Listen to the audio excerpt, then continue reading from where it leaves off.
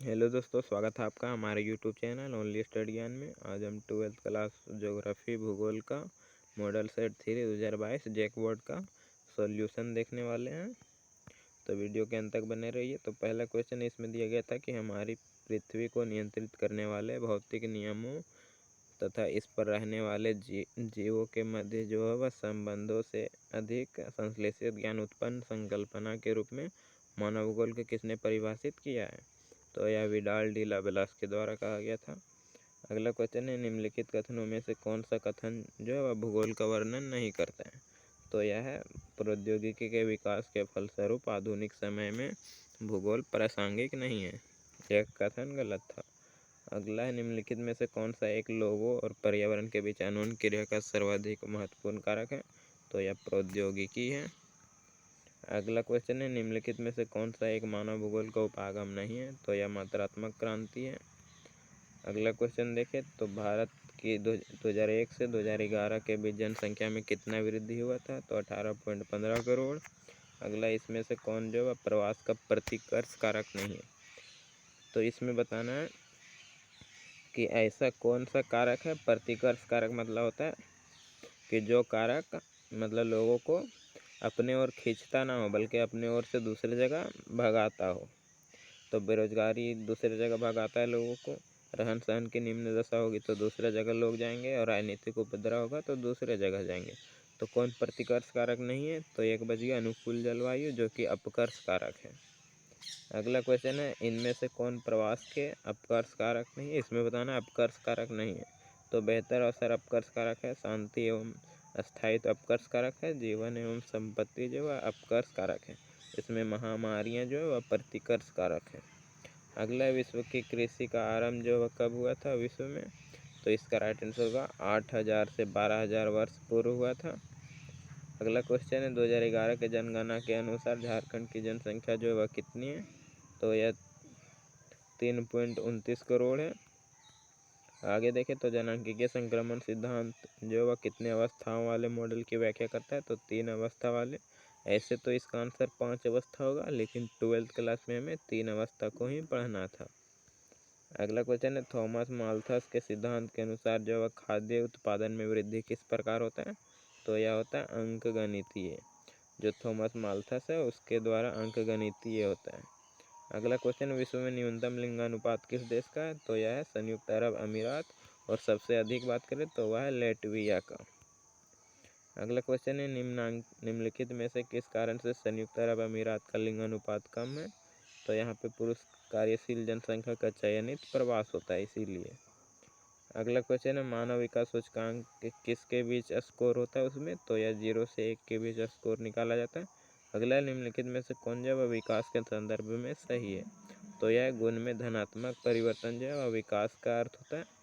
अगला, किस कृषि प्रणाली में निम्न स्तरीय तकनीकी ज्ञान की आवश्यकता होती है। तो आदिकालीन निर्वाह कृषि में, क्योंकि इसमें मशीन का प्रयोग नहीं किया जाता है। अगला, झूमिंग कृषि भारत के किस क्षेत्र में पाई जाती है। तो उत्तर पूर्वी राज्यों में पाया जाता है।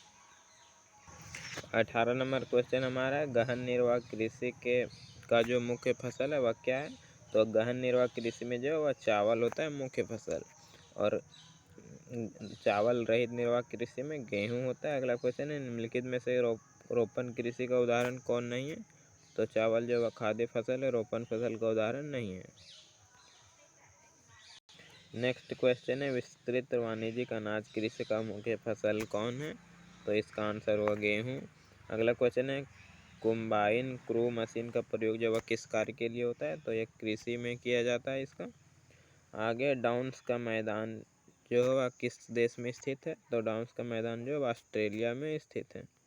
अगला क्वेश्चन देखें तो है, प्रेरी का मैदान जो है वह कहाँ स्थित है। तो प्रेरी का मैदान जो है वो उत्तरी अमेरिका में स्थित है।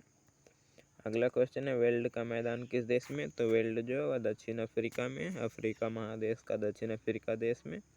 अगला, किस प्रकार के कृषि में फसल उत्पादन एवं पशुपालन दोनों को समान महत्व दिया जाता है।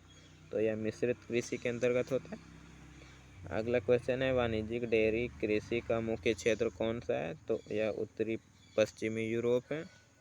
अगला क्वेश्चन है, किस फल को सुखाकर जो मुनक्का एवं किशमिश बनाया जाता है। तो यह अंगूर को बनाया जाता है। अगला है सहकारी आंदोलन सबसे अधिक सफल किस देश में रहा था, तो डेनमार्क में हुआ था। आगे खनन का वास्तविक विकास जो है वह किस क्रांति के पश्चात हुआ, तो यह औद्योगिक क्रांति के बाद हुआ था। आगे देखें तो झारखंड राज्य में भारत के कुल खनिज भंडार का कितना प्रतिशत सिंचित उत्पन्न होता है, तो 30%। अगला क्वेश्चन है औद्योगिक क्रांति के समय उद्योगों के लिए शक्ति का साधन क्या था, तो जल विद्युत था या फिर ताप विद्युत। अगला है इनमें से कौन जो वह पेय पदार्थ नहीं है, तो तारपीन जो वह पेय पदार्थ नहीं है, बाकी चाय कॉफ़ी कोकोवा जो वह पेय पदार्थ है पीने वाले।